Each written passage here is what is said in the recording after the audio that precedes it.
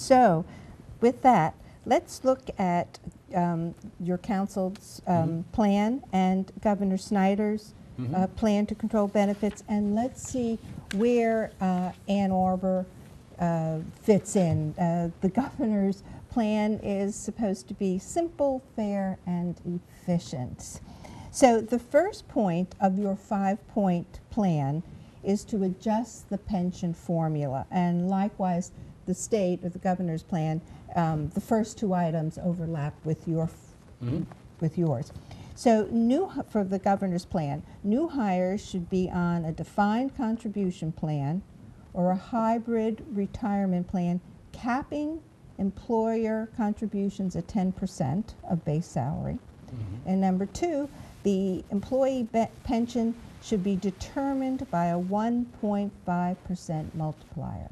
Okay, we have some terms there that we should define for everybody. Defined contribution, would you, and then we'll talk about, there's different kinds of contribution. Why don't you take that? Sure. So a defined contribution plan is one in which the traditional 401k most people think of is you make a contribution to the plan, and that money hopefully grows during your working years, and whatever the balance is there when you retire is available for your retirement. Okay, and that is opposed to a defined benefit, which we have in Ann Arbor. What is a defined benefit? So that's the pension plan, as it's termed, and in that case, the employer makes a contribution. The employee may also make a contribution to grow an amount of funds, but if the funds don't grow as they need to, the employee still gets the same benefit, and the employer has to make up the difference. The key thing, though, is in that thing, a defined contribution, defined what goes into the contribution, and whatever that money grows to over the years is what the employee has available. An IRA, a 401k, a 403b is typically a defined contribution plan. A defined benefit doesn't define what goes in, it defines what the employee gets at the end. It defines the benefit. Now, the biggest key in this thing is the risk is all retained by the employer on a defined benefit plan, where the risk is with the risk and reward is with the employee on a defined contribution plan.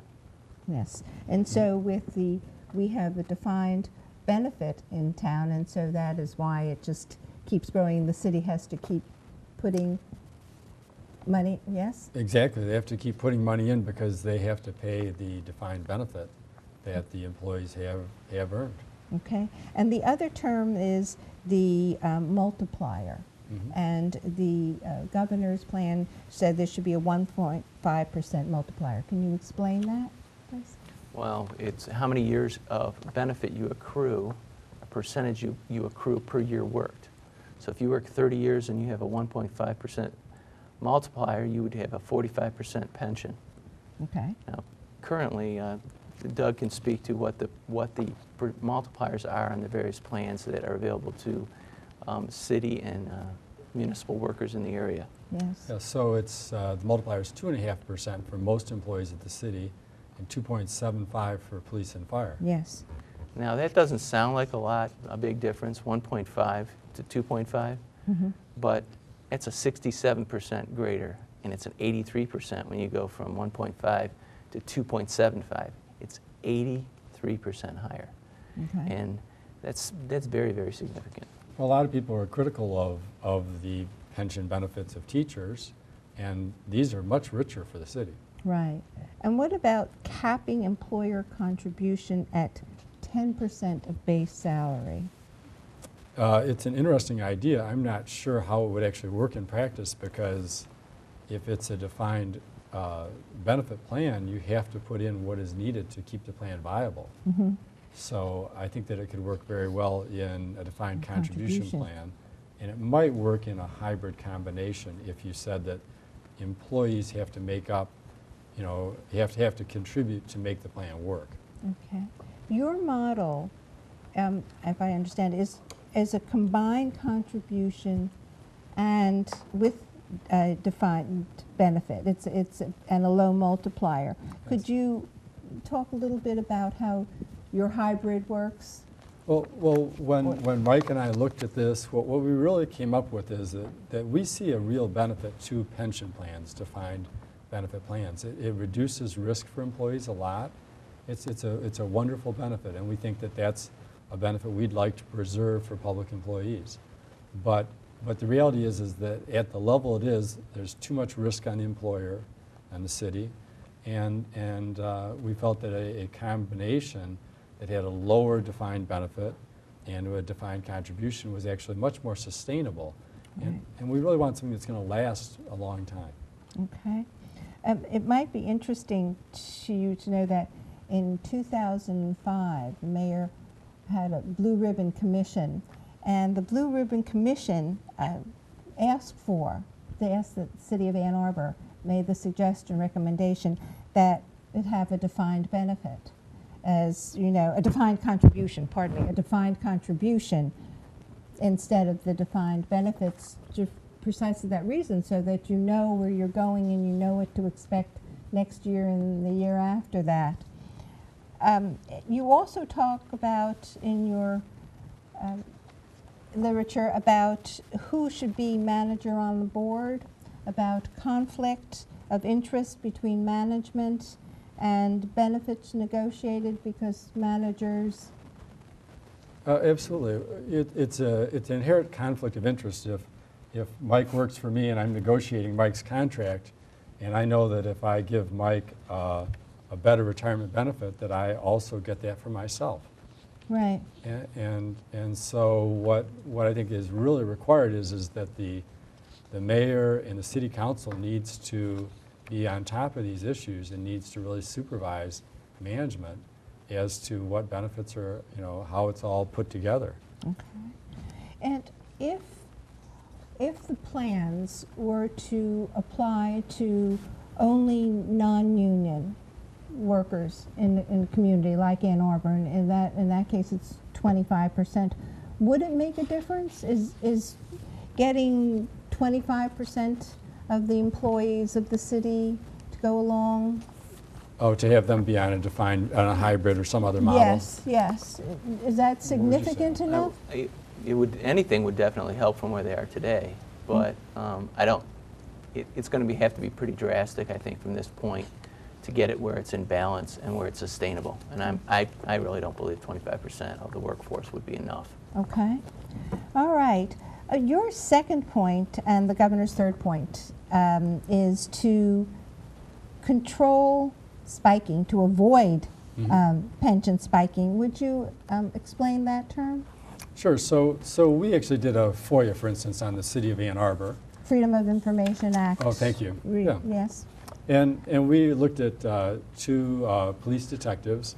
They retired in 2009, and their average salary was in the high 80s. So, but an odd thing happened. In their last year of work, their income went up into the $120,000 range, a 40% increase. And so what did that mean? Well, it meant that their pension actually increased by about $8,000 a year, just because they got all this overtime. So that's a classic example of pension spiking, and I think that of course their supervisors should have said, I'm sorry, this doesn't really work, you can't get all this overtime and increase your pension, because the cost to the city over their retirement will probably be $250,000. Yes. For each one of those, that's two people alone.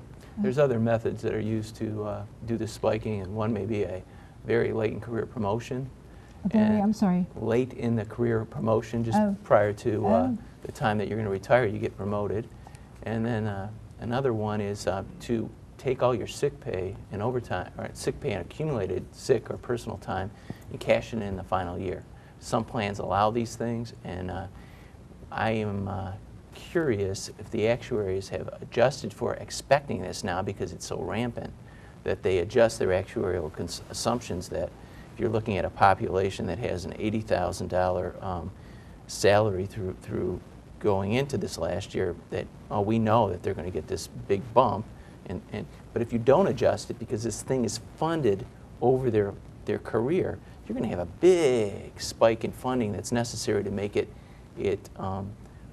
fully funded. Now on these defined benefit pension plans, what happens every year is an actuary looks at everything.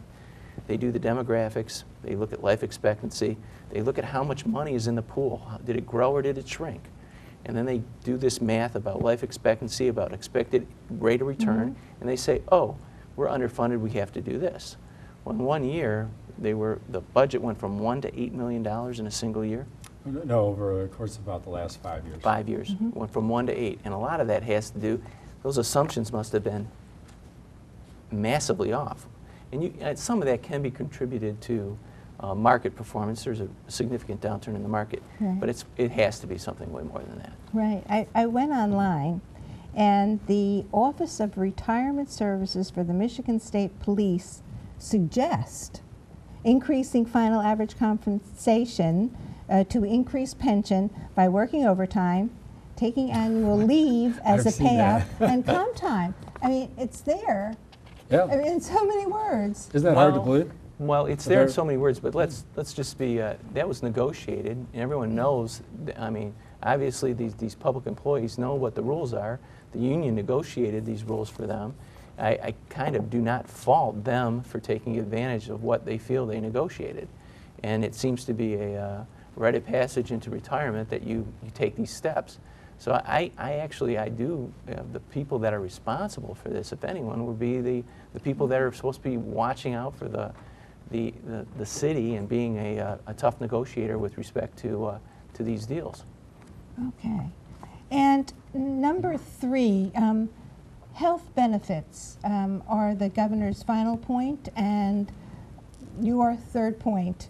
So the health benefits, if there is a health benefit offered, the governor's plan says it should be 80-20 split with the employer to pay the 80, or if it's an HMO, then the employees have to pay co-pays or do other things, take care of deductibles. And what are your thoughts on health care?